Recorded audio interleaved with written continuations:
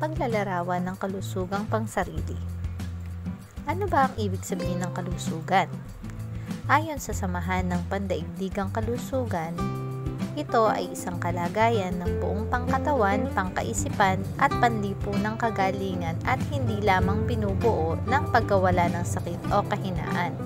Ang kalusugan daw ay binubuo ng kalusugang pisikal o physical health, kalusugang pangkaisipan o mental health, kalusugang emosyonal o emotional health, at kalusugang sosyal o social health. Ano ang physical health? Ito ay ang maayos na pangangalaga sa sariling pangangatawan, wastong nutrisyon at pagsasagawa ng gawaing pisikal. Ano-ano ang halimbawa ng physical health? Pagkain ng masustansyang pagkain, pag-ehersisyo, pagligo araw-araw. Ano ang mental health? Ito ay ang kondisyon ng tao ayon sa kanyang psikolohikal o pangkaisipang katayuan. Ano-ano ang halimbawa ng mental health?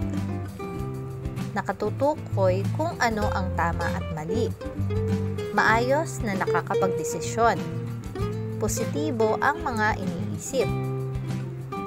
At hindi nagpapaapekto sa mga negatibong naiisip. Ano naman ang emotional health?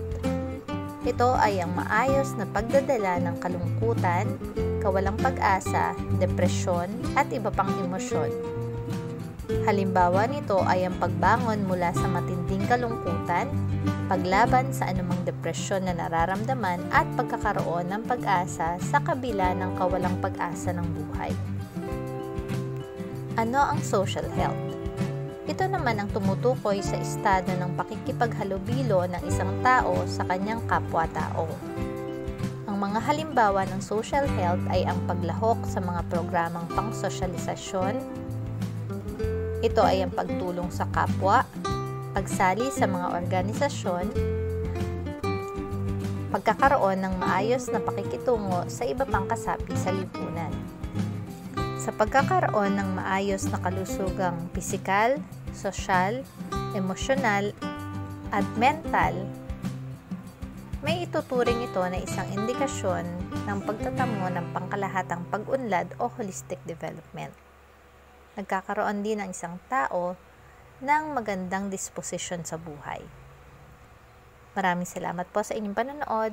Nawa ay may natutunan kayong panibago sa araw na ito. God bless you!